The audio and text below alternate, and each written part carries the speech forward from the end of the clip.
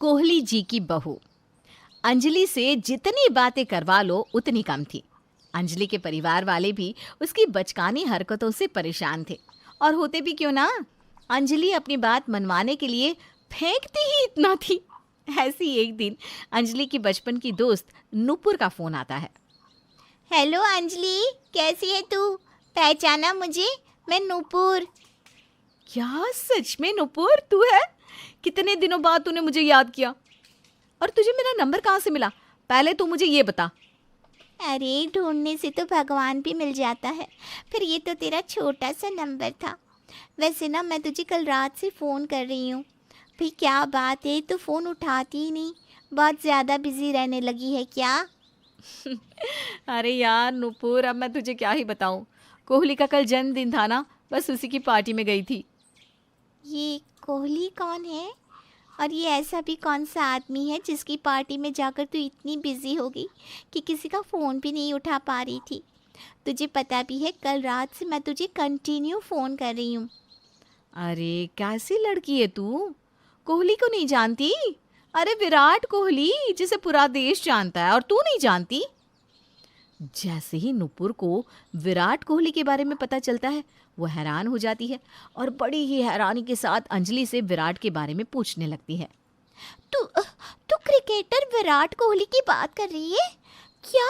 तू उसकी पार्टी में गई थी? कैसे? तू जानती है क्या उसको?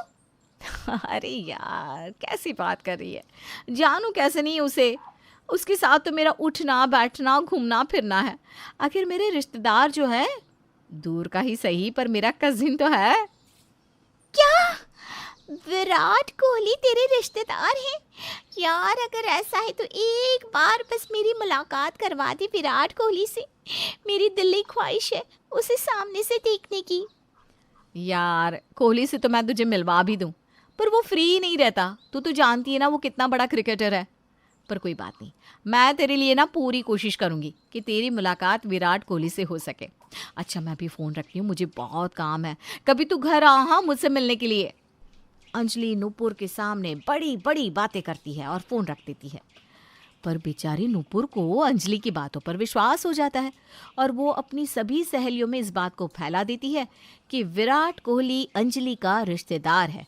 अब क्या था, अंजलि की सारी सहेलियां अंजलि को याद करती और उसके साथ आए दिन घूमने फिरने और पार्टी करने के लिए जाया करती। ऐसे ही एक दिन अंजलि अपनी कुछ सहेलियों के साथ शॉपिंग करने जाती है। अरे भैया ये साड़ी कितने की है? वैसे मैडम जी, ये साड़ी तो 5,000 की है, पर आपके लिए मैं ये साड़ी 4,000 में दे दूंगा। क्या 4,000 में? इससे भी अच्छी साड़ियाँ पहनती हूँ मैं, वो भी सिर्फ 1,000 2,000 में, और तुम मुझे 4,000 में साड़ी बेच रहे हो।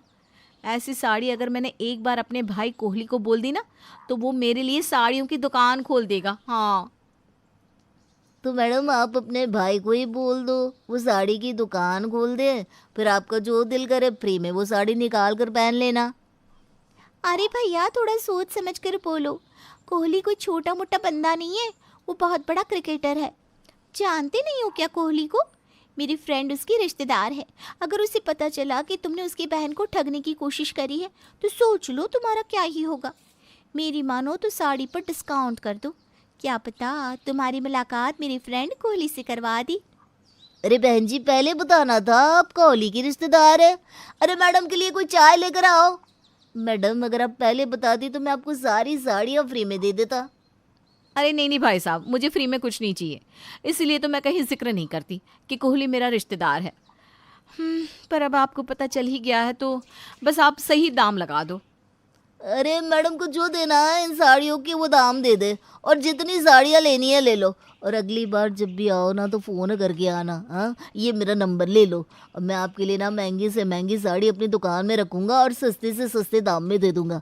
बस आप एक बार मेरी मुलाकात कॉली सर से करवा देना। हाँ हाँ भाई साहब, क्यों नहीं। मैं तो सोच रही हूँ कि अगली बार जब आपकी दुकान पर आऊँ ना, तो कोहली का ऑटोग्राफ लेती आऊँ। इस तरह से अंजलि साड़ी वाले को भी कोहली का नाम बताकर उसे बेवकूफ़ बना देती है और 5,000 की साड़ी 500 रुपये में लेकर घर चली आती है। अब इसी तरह से अंजलि जहाँ भी जाती वहाँ कोहली का नाम लेकर डिस्काउंट ले लेती। यहाँ तक कि अब अंजलि अपनी सहेलियों के साथ किटी पार्टी में भी बस कोहली का नाम ही लेती और अपनी फ्रेंडों के सामने अपनी झूठी इमेज बनाती। अरे यार, अब मैं तुम सबको क्या बताऊं।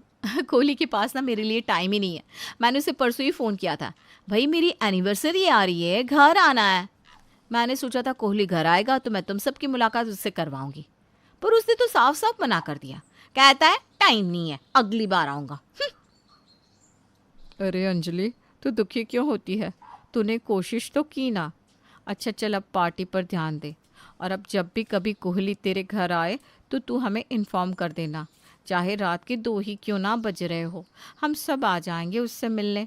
अंजलि तू बुरा मत मानना, कभी कभी ना मुझे तुझसे जलन होती है और तेरी बातों पर विश्वास नहीं होता। अगर सच में कोहली तेरा रिश्तेदार है तो तेरी कोई फ़ोटो क्यों नहीं है उसके साथ? तू तो कभी कोहली का स्टेटस भी नहीं लगाती अपने साथ, और ना ही कभी तूने हमारे सामने कोहली से कभी कॉल पर बात की है। अरे कैसे बेवकूफ़ वाली बात कर रही है नीतू यार। कोहली अपने माँ बाप से बात नहीं कर पाता, फिर मुझसे कैसे कर पाएगा? और मुझे ना शो ऑफ करना पसंद नहीं है। मैं भी तो अपने घर कितनी बिजी रहती हूँ, टाइम ही कहाँ मिल पाता है। क्या यार नीतू, तूने तो मूड ही खराब कर दिया। अंजलि, तू नीतू की बातों पर ध्यान मत दे, वो पागल है। उस समय तो अंजलि की सारी फ्रेंड नीतू की बातों को नज़रअंदाज कर देती है, पर किटी पार्टी खत्म होने के बाद नीतू नेहा और नुपुर से अकेले में बात करती है, जिसके बाद अंजलि की बाकी सहेलियों को भी नीतू की तरह अंजलि की बातों पर शक होने लगता है। अब इसी तरह से 2 दिन बीत जाते हैं और अंजलि की शादी की सालगिरह आती है। अंजलि को बधाई देने के लिए उसकी सारी सहेलियां उसके घर आती हैं। अरे तुम सब यहाँ अचानक, कम से कम बात करके तो आती। अरे सरप्राइज बताकर थोड़ी ना दिया जाता है, और तेरी शादी की सालगिरह है, हम कैसे नहीं आते तुझे बधाई देने। अंजलि अपने घर आई दोस्तों से बातें करने लगती है। तभी वहाँ अंजलि की सास सरला आती है। अरे अंजलि बहू, ये सारी तेरी सहेलियाँ हैं क्या? नमस्ते आंटी जी, सही पहचाना आपने। वो दरअसल आज अंजलि की शादी की सालगिरह है ना, तो हम उसे बधाई देने के लिए आ गए। अरे बेटा, ये तो तुम सबने बहुत अच्छा किया। अरे बहू, अब खड़ी खड़ी तो अपनी सहेलियों से बातें ही करती रहेगी या उनके लिए कुछ नाश्ता पानी भी लेकर आएगी? अपनी सास के कहने पर अंजलि अपनी सहेलियों के लिए नाश्ते पानी का इंतज़ाम करने लगती है। वहीं सरला अंजलि की सहेलियों से बातें करने लगती है और बातों ही बातों में अंजलि की सहेलियां कोहली का जिक्र कर देती है। आंटी जी, हम आपकी बराबरी तो कर ही नहीं सकते। जिनके रिश्तेदार कोहली हो उनके सामने हमारी और इन तोहफों की क्या हैसियत। पर फिर भी आपको ना कोई छोटी मोटी पार्टी तो रखनी ही चाहिए थी। कोहली ना आ सके, कम से कम उनकी फैमिली ही आ जाती। क्या? कोहली और उसकी फैमिली? तुम विराट कोहली की बात कर रही हो क्या बेटा? हाँ आंटी जी, अंजलि ने हमें बताया कि विराट कोहली आपका रिश्तेदार है। अरे बेटा, मैं इस अंजलि का क्या करूं, मुझे समझ में ही नहीं आता। अरे बेटा, कोहली तो इसे अपने घर में साफ सफाई करने के लिए भी ना रखे, और ये खुद को कोहली की रिश्तेदार बताती फिर रही है। अजीब है ये। इस तरह से अंजलि की सच्चाई उसकी सहेलियों के सामने आ जाती है, और जब अंजलि अपनी सहेलियों के पास नाश्ता लेकर आती है तो उसकी सारी सहेलियां उसका मजाक बनाती है और वहाँ से चली जाती हैं। जिसके बाद अंजलि को एहसास होता है कि इंसान को इतना ही झूठ बोलना चाहिए जिसे कोई पकड़ ना सके, और कभी उस झूठ की वजह से उसका मजाक ना बन सके।